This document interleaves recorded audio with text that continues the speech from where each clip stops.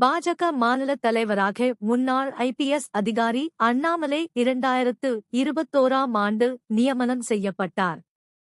அவரின் 3 ஆண்டு பதவிக்காலம் சில மாதங்களுக்கு முன்பு முடிந்தது.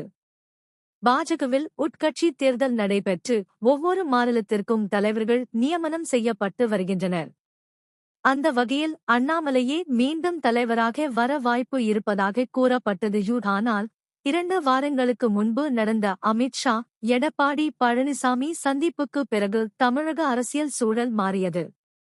அதிமுக, பாஜக கூட்டணிக்கு இபிஎஸ் வைத்த நிபந்தனை அண்ணாமலையை மாற்ற வேண்டும் என்பதுதான்.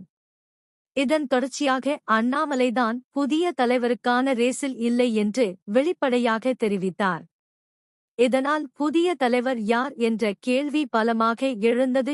பாஜக மூத்த தலைவர் தமிழிசை சவுந்தரராஜன், தேசிய மகளிரணி தலைவர் வானதி சீனிவாசன், பாஜக மாநில துணைத் தலைவர் கருப்பு முருகானந்தம், சட்டமன்ற குழு தலைவர் நயினார் நாகேந்திரன் ஆகியோரில் ஒருவர் புதிய தலைவராக நியமனம் செய்யப்படலாம் என்று எதிர்பார்க்கப்பட்டது. குறிப்பாக நயினார் நாகேந்திரனுக்கு அதிக வாய்ப்புகள் இருப்பதாக தகவல் வெளியானது.